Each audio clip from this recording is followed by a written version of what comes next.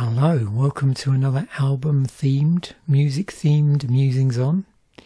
So, we're going to take a romp through 1985, my favourite year, I think quite possibly, of the 80s. Yeah, things were good in my world in 1985. I sort of wrapped up my 4-year stint, I suppose, two sets of 2 years, doing college alongside working. Which I've mentioned in other episodes, and so I was sort of wrapping up the second year of my hires, my H-Tech in applied biochemical techniques, and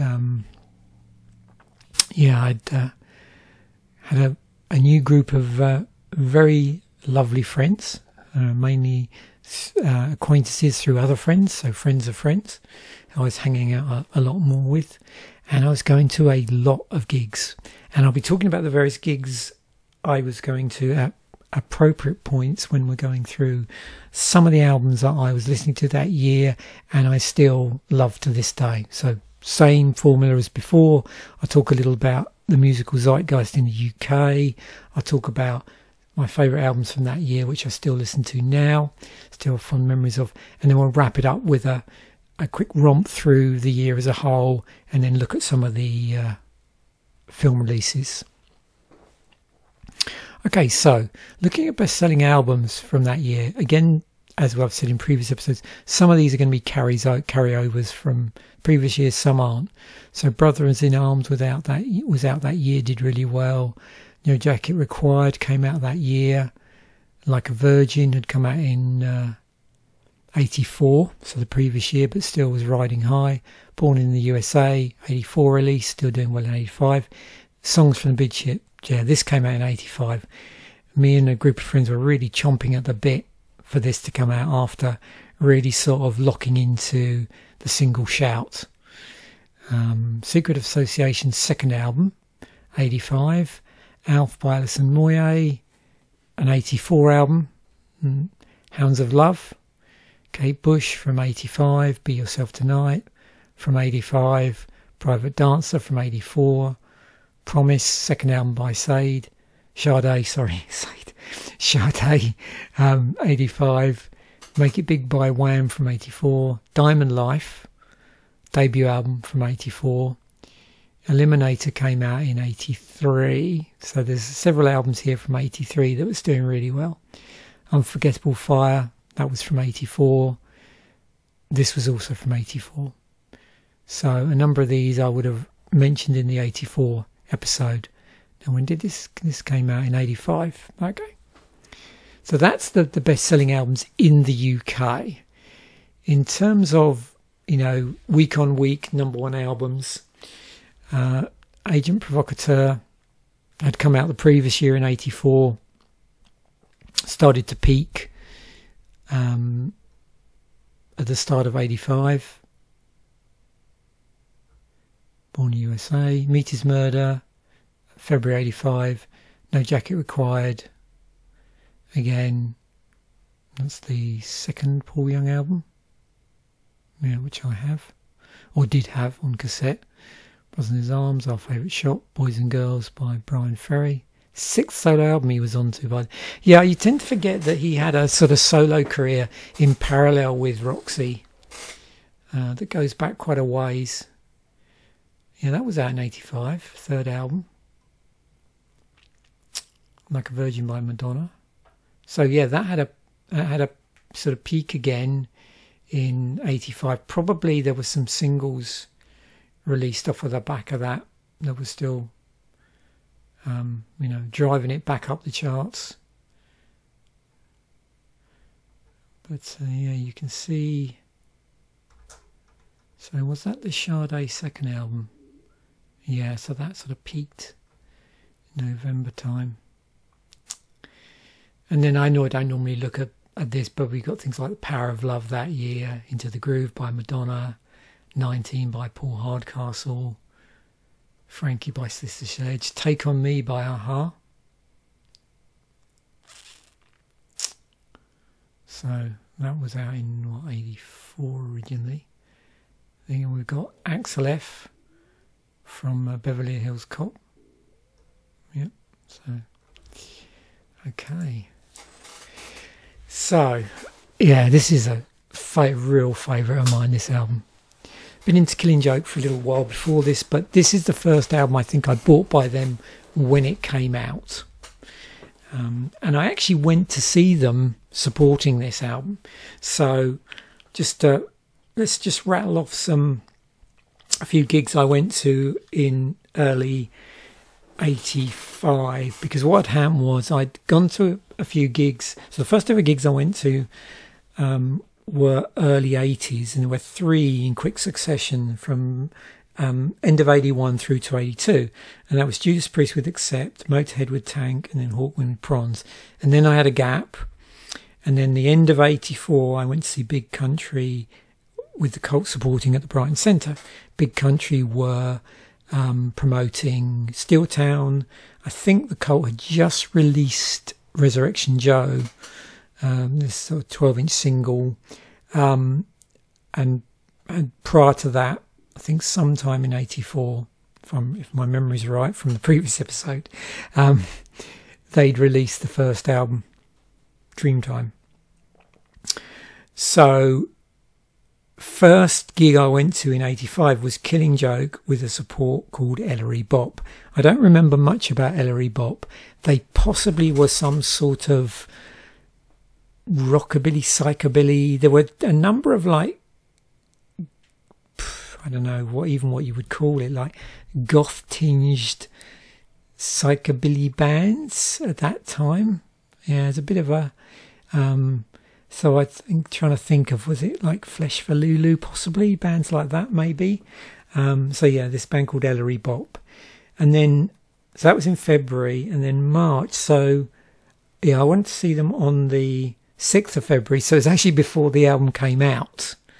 And I was doing that quite a bit back then in 85. I was actually going to gigs before the album was released, which I found really cool, actually. And there was a couple of gigs I went to where actually the gig was better than the album, which isn't always unusual. March of 85, went to see the Stranglers, and they had a comic on as the support. And then also in March, Billy Bragg with Porky the Poet supporting, and the Sid Presley Experience.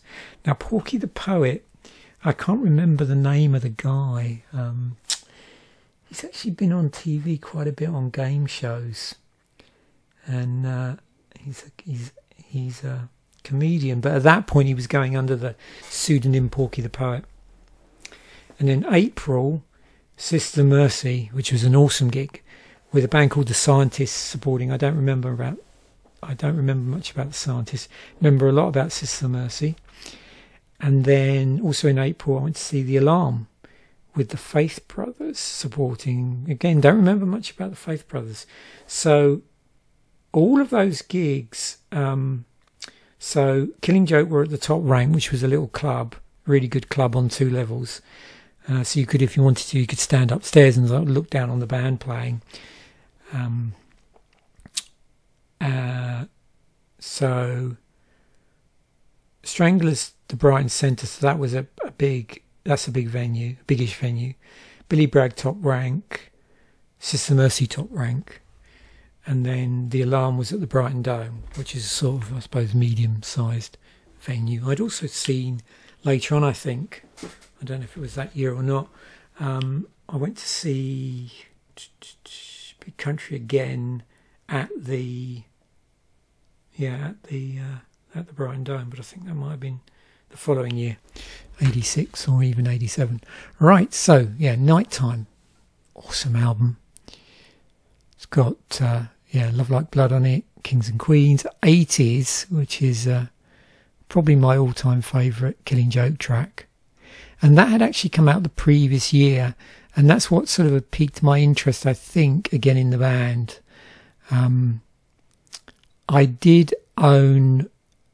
I already owned a copy of the album Revelations, but hadn't really kept up with the band through sort of fire dances. But when this was released as a single. I sort of locked on. In fact, a lot of time this year, me buying albums or even just going to gigs was as a result of me really locking into a single.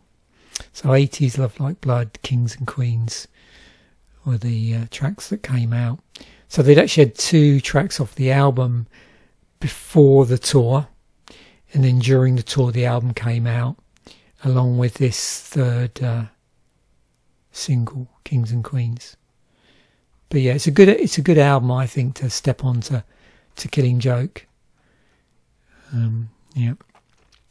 At this point, Paul Raven was in the band. He'd been in the band for the previous, for this album, and who played bass on Revelations? That was, Youth was still in the band for Revelations. Last to feature the original lineup. Yep. Okay, moving on. This album, Songs from the Big Chair. So what was interesting for me in 85 is my sort of musical tastes veered off a little bit prior to that. So I suppose during 84 I'd started to become a bit more aware of bands like sort of U2 and Big Country and Simple Minds and various other bands.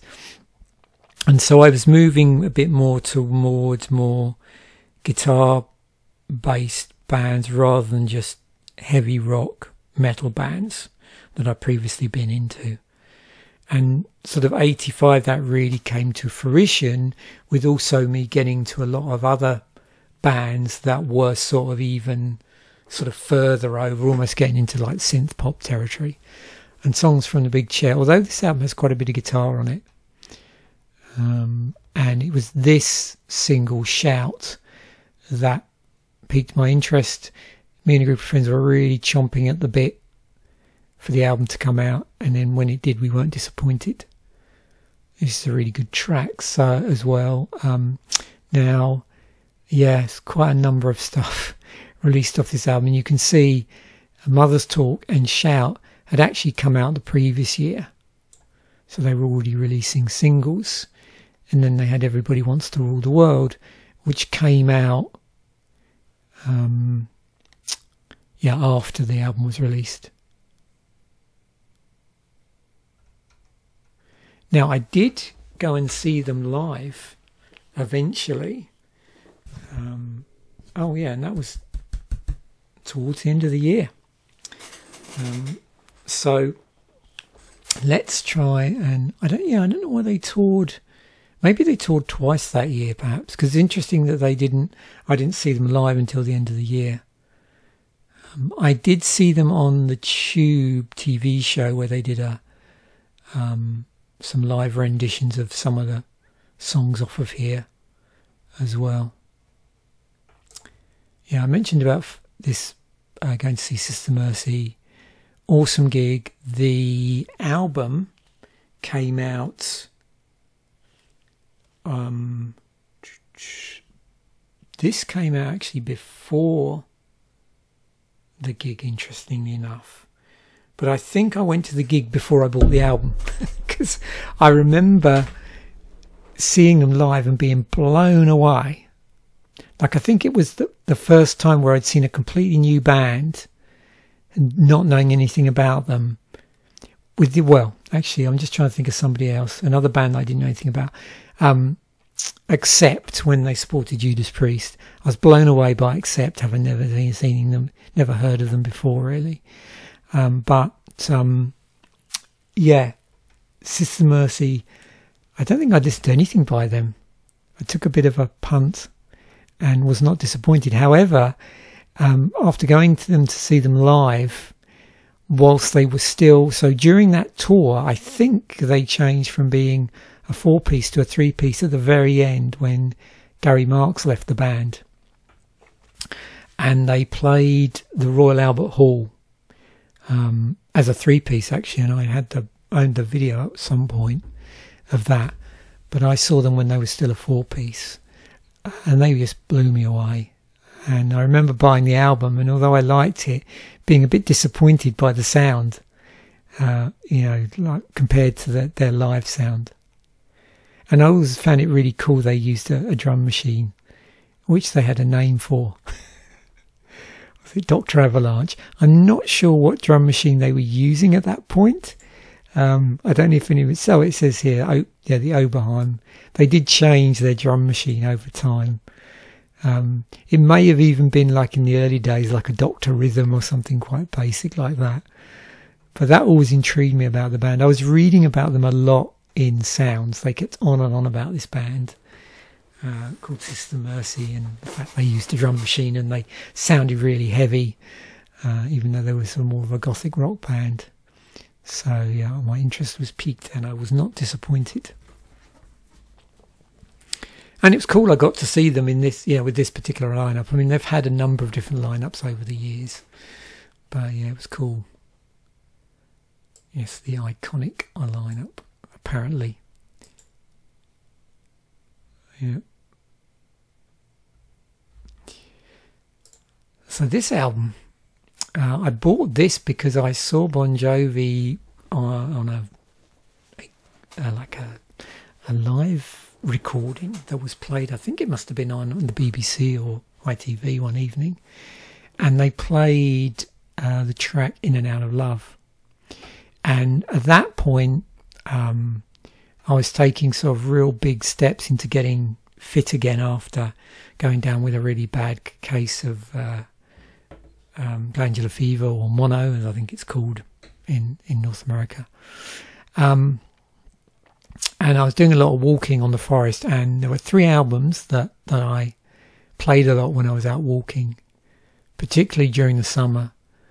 The sort of period of light evenings from sort of, I thought it was March, April time maybe, through into autumn, when you sort of get out in the evening on Ashdown Forest. And the 3 albums I played a lot were this, and the album that had been released in the previous year, the Alarm album, Declaration. And I actually had, I think I've said, gone to see the Alarm with a band called the Faith Brothers in April '85. So that was the same month that I saw Sisters of Mercy with the Scientists. And then in June, I went to see the Cult with March Violets. March Violets were really good. They did a song called Snake Dance, which I was really impressed by. The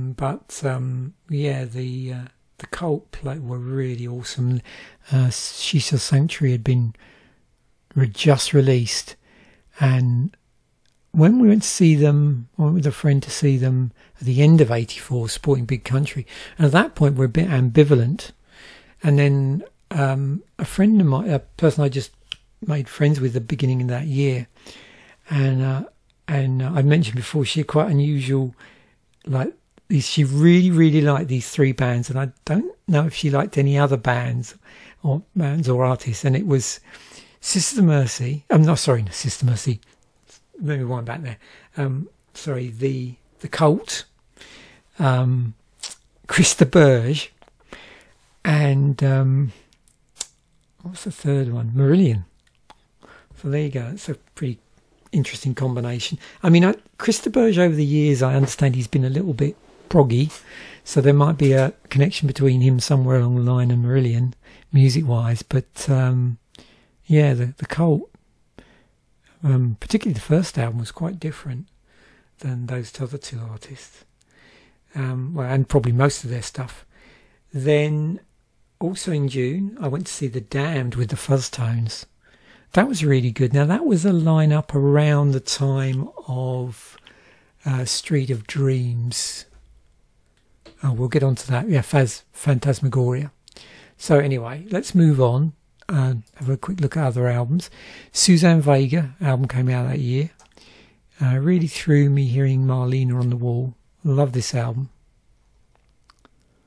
Yeah, and then I'm trying to remember, did I buy Solitude Standing? What's that got on it?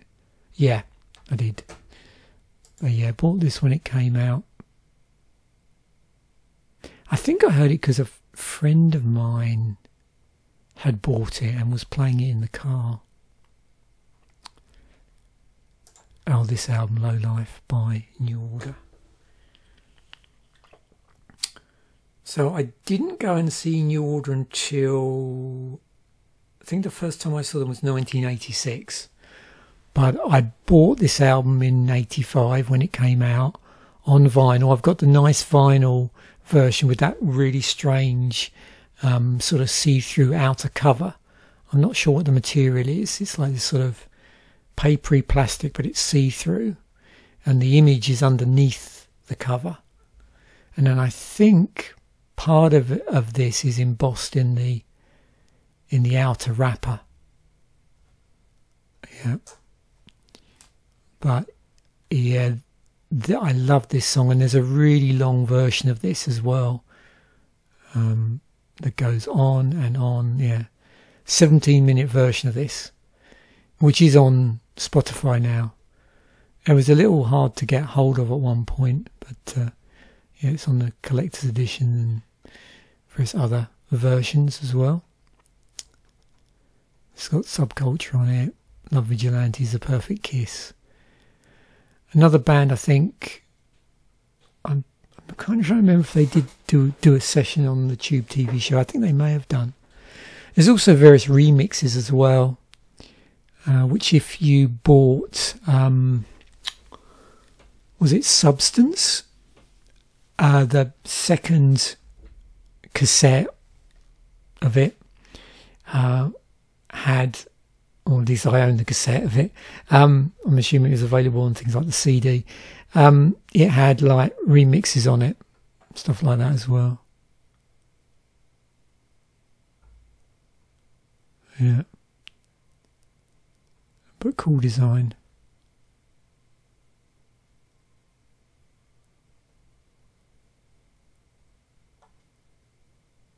Oh, there we go. Look. Semi-transparent piece of paper with the band's name. Okay. Huh. Need to dig that out. Because of course now I just listen to it on Spotify. Pretty sure I probably bought the CD at some point as well. Maybe I owned it on cassette as well.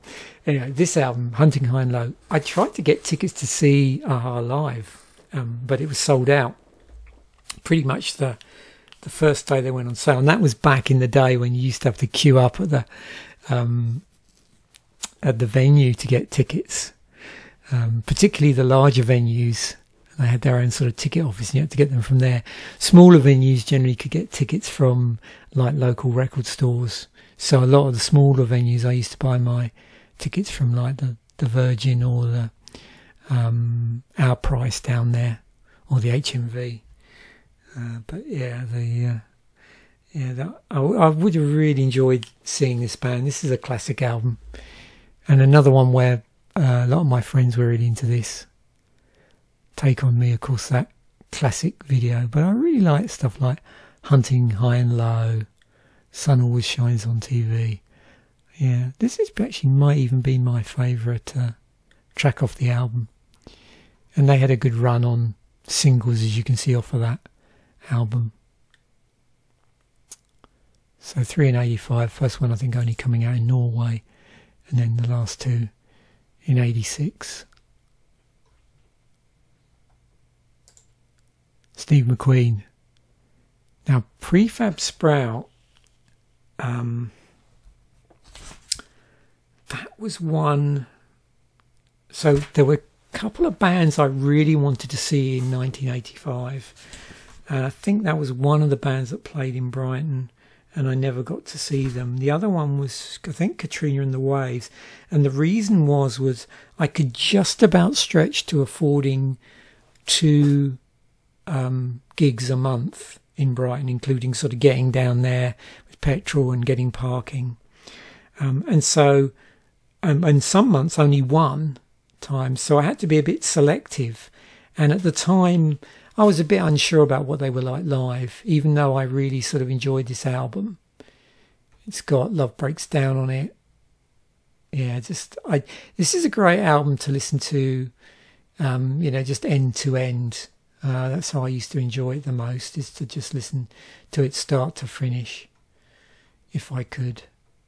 I'd often sort of go up, and at this, you know, this point, I had a car for a while, since about, 83, I think. And I'd often go up onto the forest and just put it on the cassette player and just listen to it with the sort of seat back. Yeah, so that was always nice, good memories of that. And also just driving around with friends listening to it.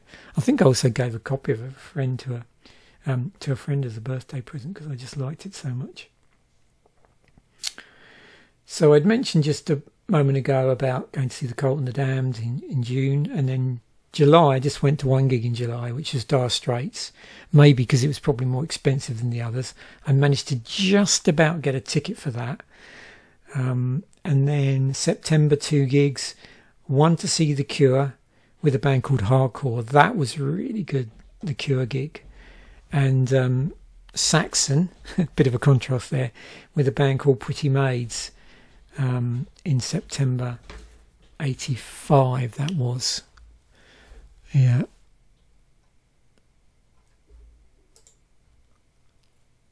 So, in terms of albums coming out a little bit earlier than that, we got Phantasmagoria by The Damned, who I'd already mentioned. I'd been to see them in June, and this came out in July. So again, actually went to see them before the album came out, I think. That's right. Yeah.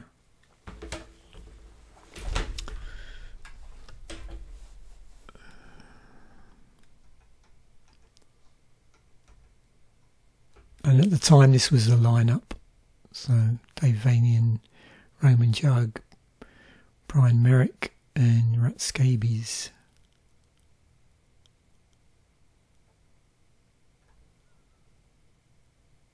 Why did I think they were a 5-piece at that point?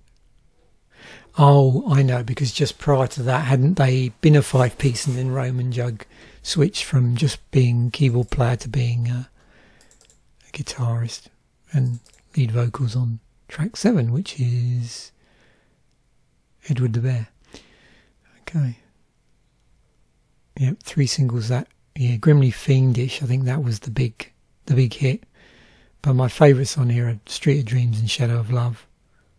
Another one, you know, and that's probably true of a lot of albums of that period. Great to listen to, sort of end to end. Okay, so this was so I mentioned about going to see The Cure in September. This had actually come out earlier in August. One of my favourite Cure albums, In Between Days, Close to Me, Push. Another one I used to play a lot in the car. A lot of friends really liked it. It's interesting because a lot of the gigs I went to, I ended up sort of going on my own because certain friends only liked certain music. But the Cure gig was one that I did go to with somebody. Saxon I went to on my own. Susie and the Banshees, I managed to persuade a friend to go. That was on the 18th of October of 85. So I went to see Susan the Banshees with Fur Bible and the Scientists again. They were supporting. Went to see the Cult again in October. That time this album had come out. So went to see them on the 30th of October. So after Love had come out. And I went with a larger group of friends then. The 4 of us went down. Because I'd said to a group of friends, well, you should go and see the Cult again because we saw them the second time and they were great. So we went and saw them supporting this album. Cactus World News was the support band for that. It's got Rain on it, Revolution, She Sells, Sanctuary, which had come out like in May. And like I said, that's when we'd seen them. The second time I seen them, but they were headlining. Same venue, the this time as well, which was the Top Rank. And the first time I saw them supporting Big Country, they were playing the Brighton Centre support. So yeah.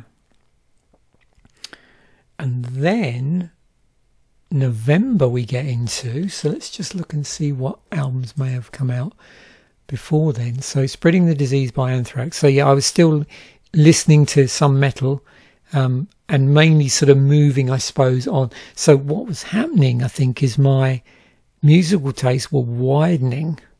I'd previously, 83, 80 into 84, been starting to listen to more thrash, but also during 85, I was sort of expanding out through like non-metal guitar bands and then into more sort of slightly more poppy bands. So I was really broadening, getting much more eclectic musical taste. But this was a really cool album, still is. Got Madhouse on it, all sorts of Medusa, Armed and Dangerous, AIR, Gung Ho, yeah. This was the first album, I think, with Joey Belladonna, but I don't think it was the first recording, was it? I think there was an EP out just before this, which I think may have... Am I right on that? Maybe I've got that wrong, thinking about it. But I always remember the bit... I thought there was a little EP out, but it might have been the previous... the previous singer. I wonder if I can check that, because that's going to bug me otherwise. Neil Turbin. We got discography here. Because wasn't there something out? Where is it? Not Attack of the Killer Bees. So the Armed and Dangerous one. Yeah, that's right. So Armed and Dangerous, the EP had Joey Belladonna on it. That came out in February 85, and then Spreading the Disease came out in October 85, and I'm pretty sure I have a CD, some version of a CD by Anthrax, which has that EP included as well, I think. Yeah. Oh, Madhouse, yeah. Okay, and then this album, To Megatherion. So I'd heard a lot about Celtic Frost, and this album was the first album I bought by them. So you can see my music tastes were getting quite extreme. Love this album. I just got blown away. I mean, the artwork's super scary, done by Geiger,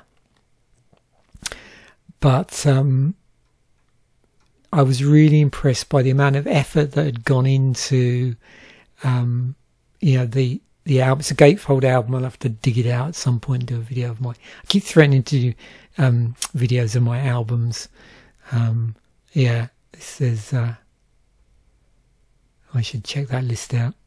I've been going through a lot of stuff from Terrorizer and Decibel recently and revisiting extreme music in a big way. You probably saw a little side quest in that recent gentle introduction video I did, or was it? No, was it prior to that? I'm trying to remember now, thinking about it. No, sorry, the incoming episode for Magic the Gathering Tarkir Dragonstorm. I couldn't resist going down a bit of a technical death metal rabbit hole. So I'm sort of existing in a bit of an extreme metal universe at the moment. So I'm definitely looking to reacquaint myself with some of this stuff. Oh, sorry, not so much this stuff, because I've already reacquainted myself with it, but it's the stuff I missed that I've got really interested in.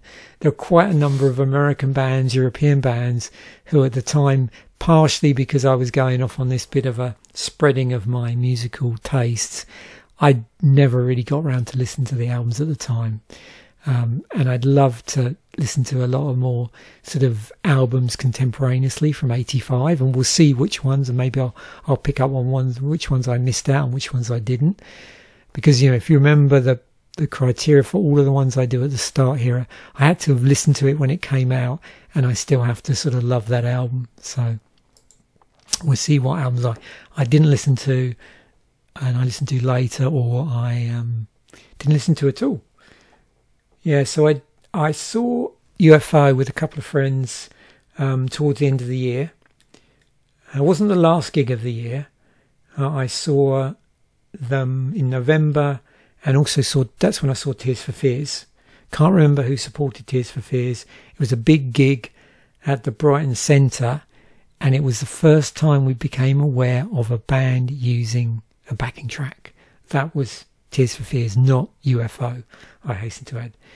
This version of UFO I really like. Well, I like quite a lot of the versions of UFO. In fact, pretty much all the incarnations over the years, even the going back to the space rock stuff. There's always something about the incarnations of the band, and this one had Atomic Tommy on it, and it was great. Yeah, seeing them live. I saw them at the Brighton Dome with a band called Shy, and also a band that I was aware of called Palace, who are a bit more of a sort of proggy band. Yeah, so that was November 85, and the very last gig of 85 was Paul Young. And actually, I think a similar group of friends I went down with to see Paul Young as I did Tears for Fears. But either the Paul Young or Tears for Fears was really cool, because after we went to see the band, we went clubbing. And I can't remember which one it was. It was either Tears for Fears or Paul Young. But also there was another time we did that after I went to see the Banshees, Susie and the Banshees. We went clubbing afterwards, which was always fun if you could afford to do it after going to a gig. So yeah, and of course it was always better. Well, you wanted to do it on a Friday night or a Saturday, so yeah, it had to really be at the weekend.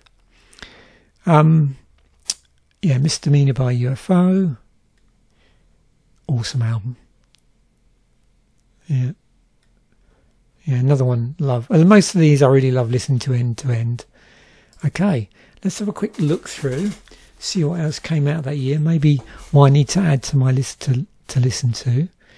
I have listened to King of Rock, but not when it came out. I remember this coming out, this little sort of EP with covers on it. Okay, Meat is Murder by the Smiths. Listened to that quite a number of years later. Probably didn't really start listening to them until pretty close to when they packed up.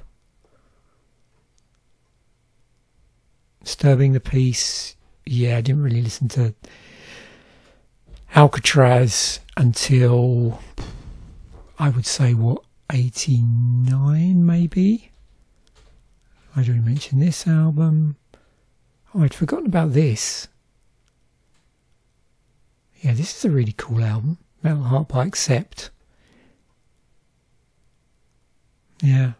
I think I just listened to it a lot when it came out, but then didn't really keep it up because other stuff, we're getting into a period now where I'm starting to listen to other music, and I think maybe that just sort of fell off my turntable. I was switching over as well. There was still the odd thing I was buying on vinyl. I bought this on vinyl, whereas this I bought on cassette. So all the cassette stuff I'm more likely to play in the car because there's just that extra step of transferring it over to cassette. Yeah, this I had on cassette. So yeah, that's probably why I... Sister Mercy, so yeah. Katrina and the Waves, I mentioned about I wanted to go and see them live, but I didn't really have enough money, so that went out the window. I think as well, the Smiths may have even played in Brighton, but I just completely wasn't, that into them at the time. Yeah, there's Bon Jovi. Never really got around to seeing them. Like I said, I did see Paul Young, and I did buy this album, but I think it was a little bit later from what I remember. Hell Awaits by Slayer. Trouble with this is I don't remember when I bought it. I do have it, and I know I did buy it some point during that year, but I got blindsided by a lot of other stuff. Bonded by Blood, first Exodus album. I didn't really listen to them until the following album. Was it Pleasure of the Flesh, I think it's called. Oh, Suzanne Vega, which we've already mentioned. Dead or Alive, I think, I don't know if you saw there, but Wayne Hussey from Sisters of Mercy, and then after that, his own band, The Mission. He was actually at some point in Dead or Alive. Oh, Striper Soldiers Under Command. This is a really good album, but I never really listened to it properly at the time, several years later. I went to see Savatage supporting, I think they supported Rob Halford back in the early 2000s. And I've never really listened to much of their stuff. This was this, wasn't it, the live stuff on it as well. Wide Awake in America, yeah. Second album by Bathory. I didn't listen to that till years later. Warlock, second album by them. They're worth checking out if you never listened to them. Grim Reaper.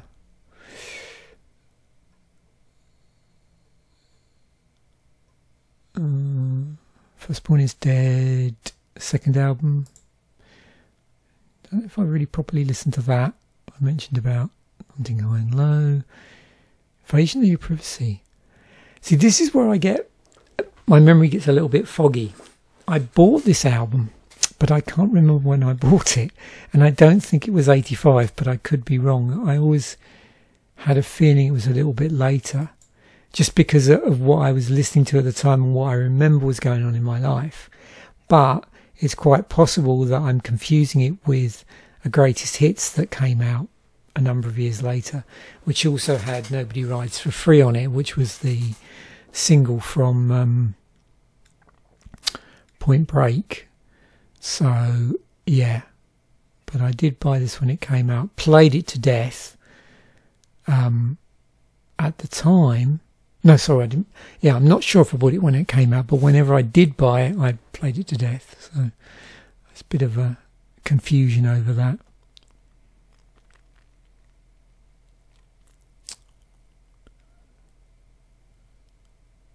I think I might have owned that, but I'm not sure. A lot of the sort of hard rock, regular metal stuff, I'm not so good at remembering because, like I said, I'd gone off down this sort of more extreme metal rabbit hole at the same time as diving off into, more, what would you call it, like alternative or indie guitar bands. I'm not quite sure what category at this point Damned would even be put into. By then, yeah, we're still gothic rock, so yeah. I mean, they're just a super interesting rock band to listen to. Yeah. Machine Gun Etiquette, this album, a lot of their later stuff. They've done some really Black Album, I Am the Night. Third album by Pantera. Marching Out, didn't listen to that until a number of years later. There's The Head on the Door. Screaming Bleeding My Angel Witch, second album by them. Oh, I completely forgot about this. So this I did buy, but not till a little bit later, because I saw Spear of Destiny.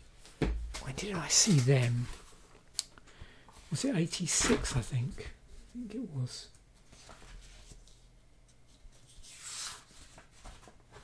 Yeah, oh no, 87. So would that be around the time of Outland? Yeah. But I did have this album. But is that the one with Mickey on it? Yeah. So I reckon I didn't buy that until 87 maybe. Yeah. That was the album out. They must have had out for the tour. I remember them playing stuff off Crusader from 84. That's the stuff I recognised. Run for Cover by Gary Moore. I wasn't really keeping up with his stuff at that point. I think I skipped over this and then bought Wild Frontier when it came out. I bought this when it came out, didn't buy this, but then bought this. This has got some really good tracks on it. It's got Military Man. It's got I think a version of Empty Rooms. Because wasn't Empty Rooms also on a previous album? I think it might have been. Yeah, again, my memory's a bit foggy. And it's got Out in the Fields. I do have the single for this, which you can see there. And in another episode of My Life and Objects, I think I showed that. Oh yeah, I remember this one. My friend played it a lot of the time, but I didn't buy it until years later. This has got, is it Don't Bang the Drum on it? Maybe. Yeah. Cool album. John Fox. He was originally in Ultravox before Midure.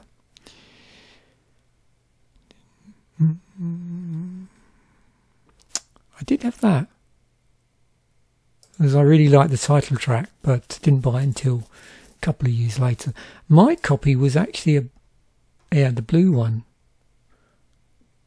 although not on CD, on cassette. Picture book by Simply Red. Wow, I forgot that came out that year. That had Holding Back the Years, yeah. Oh, Fulco. Did that have... That didn't have Rock Me Amadeus on it, did it? Yes, it did. Oh, that so reminds me of going clubbing during that period as well, yeah. Live After Death came out. I bought that a few years later. Oh, this singles collection, which is really good. Feel the Fire. Didn't listen to Overkill until the following album.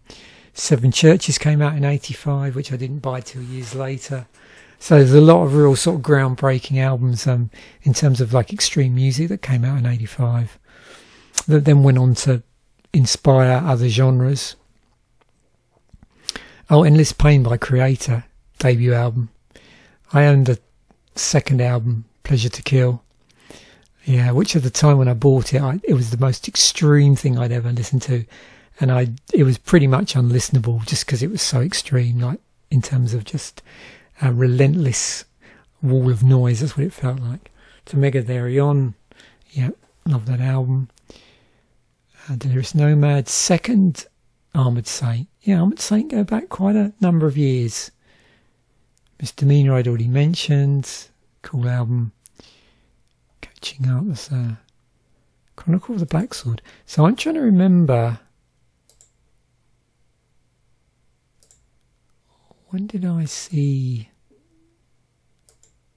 Hawkwind?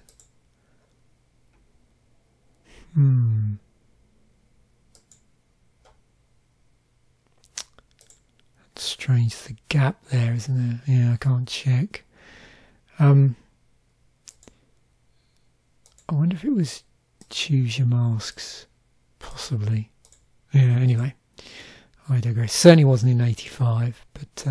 I do remember this album coming out, because I remember being a bit tempted to buy it but didn't. Walls of Jericho, I just remember seeing that at the record store. Didn't really get into them until Keeper of the Seven Keys Part 2, I think. Oh, this album. Oh, debut album, yeah. So I didn't buy that until I bought their second album. I actually own this on vinyl. This is quite difficult to get hold of on cassette, so got a version on vinyl. Carnivore, that would be what's his name, Pete Steele's band previous to Typo Negative. Oh, Hyrax, yes. Yeah, I haven't listened to them at all.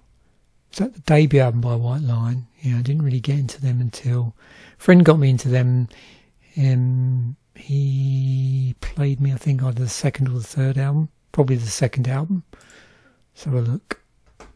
Yeah, Pride. And I bought Pride and Big Game after that. But I don't remember ever owning this, I don't think. Okay. Anything else here? Oh, Skinny Puppy had Bites out. First album by them. Yeah. Listen to a few of their things.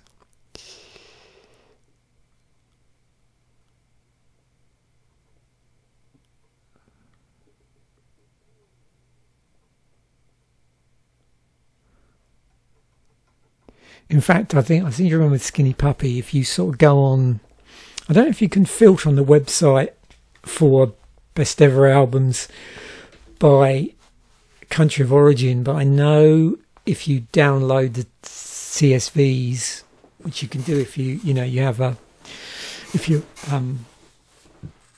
a free account at best ever albums, you can download CSVs of years, and if you filter for Canada on several years, the Skinny Puppy are quite high up in the listing. Yeah, very popular Canadian industrial band if you're into industrial. Okay, so getting on to the metal stuff. And there's so much stuff here that I need to listen to at some point. Agent Steel, Skeptic's Apocalypse. A Saint, Delirious Nomad, Artillery, Atomcraft. I do own a version of this, like a CD compilation with all of their stuff on it.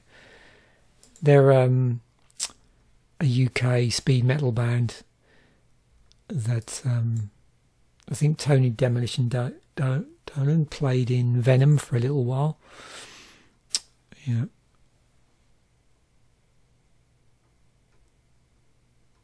Oh, hang on. I'd completely forgotten about this. This, I actually wrote, it's been modified now, the original article on Wikipedia for this. That's right. Yeah. That's why it looks a bit odd. Yeah. Yeah. I think at one point it got threatened for removal, but I couldn't really be bothered to keep up with it. But yeah. Wow. I think what happened was I got the compilation and it had a little bit of a biog on it. So I was able to write some of this. That would have been in... God, when was that? When did I start working? Maybe sometime in the 2000s. Well, actually, it might have been the late 90s. Yeah, so...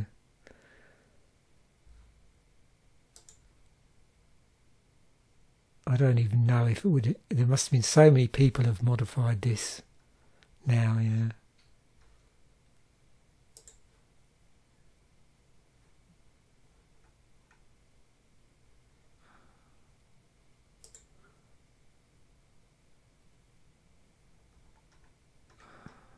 Wow. Yeah, it's been tweaked quite a number of times.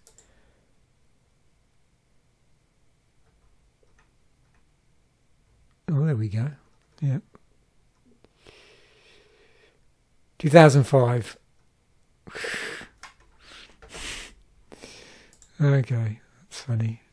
Wow, I'd completely forgotten about that. Yeah, that's amusing. Okay, I think that's the only Wikipedia article I've ever written.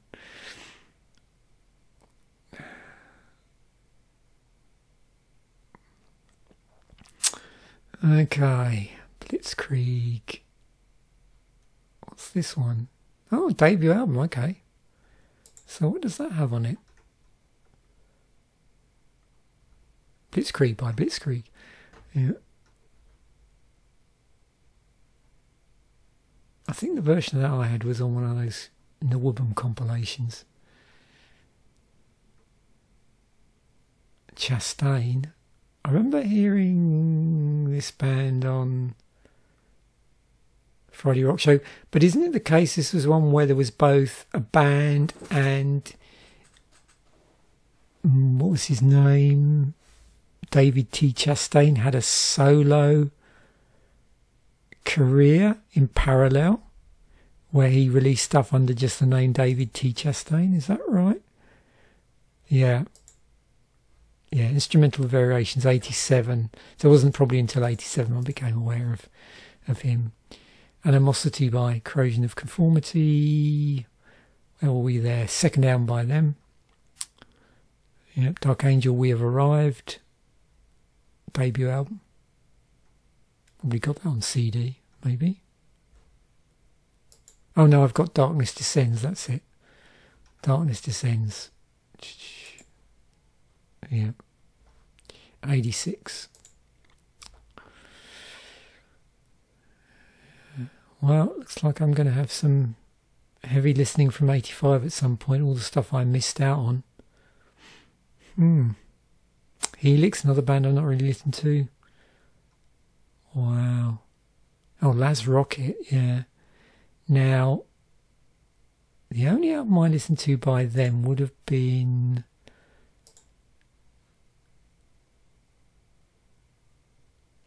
one of these. Probably, yeah, I'm not sure which one. Yeah, I didn't become aware of them until a lot later. Oh, Trash Queen's compilation. Got to check out Wrathchild. Wasted, Good, the Bad and the Wasted. Third album by then. Wow. And they're worth checking out. Venom Possess, what were we up to with them? Fourth album. Wreckage by Tigers of Pantang. Was that the one with the guy from... Oh, what's his name? Oh no. Fred Purser. Oh, so Fred Purser left. Okay, yeah. So Fred Purser was originally from Penetration, which is a punk band. Yep, Go Out and Play, Twisted Sister. Remember listening to that at the time. Terraplane, who went on to become... Oh, not Little Angels, what was the other one? They turned into Thunder, who I've seen a couple of times live. Yeah. SOD, Speaking Shall Die. Didn't hear that until a lot later.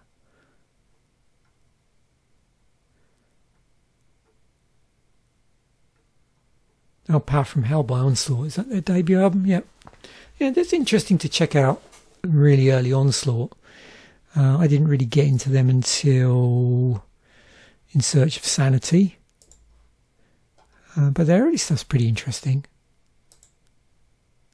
It's quite groundbreaking at the time, I think. Timing-wise. In terms of they were sort of playing this really interesting... Was it Power from Hell? It was a bit more punky though, I thought, as well.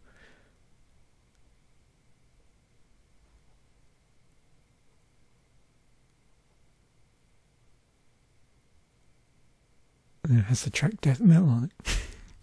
There you go. Definitely ahead of the curve there. Yeah.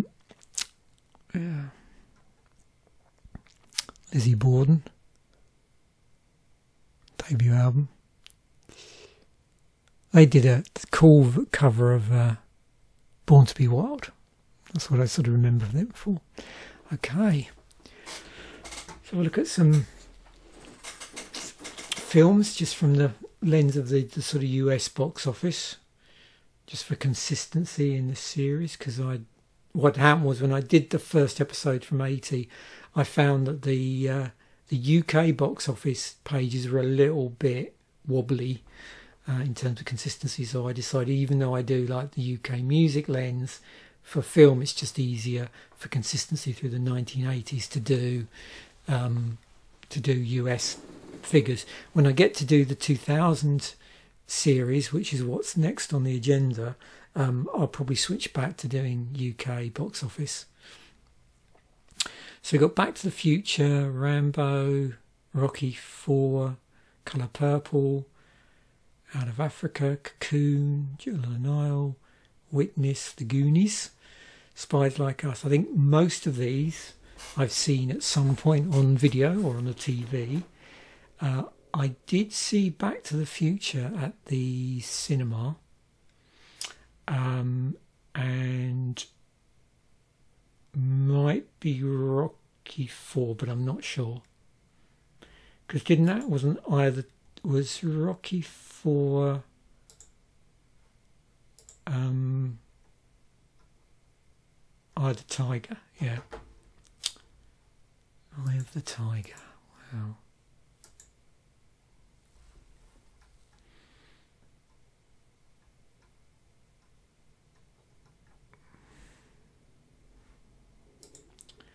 So now I'm curious as to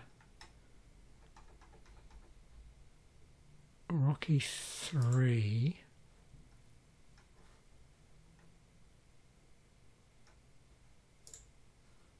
Also had Eye of the Tiger. Okay. So, okay, that's the one I'm getting. That's, I thought, yeah, that was a lot earlier, wasn't it? Yeah. So 82 was, yeah, when I would have originally heard Eye of the Tiger, but they still had it for the, became a bit of a signature for this. And as well for that sort of period, moving on from that other one that you always used to people used to put on their Walkmans for motivation.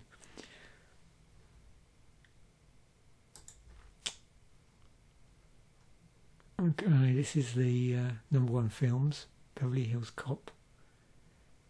Yeah, some of these I'm a bit blurry about whether I saw them. First time I saw them was whether it was on video, on VHS, on video cassette, or whether it's at the cinema.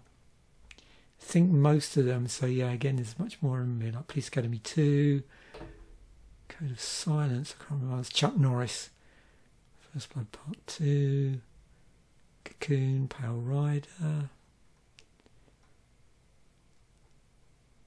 Commando. I think these, I might have seen most of these on video, thinking about it. Yeah, a lot of these Jagged Edge. Wow. Huh.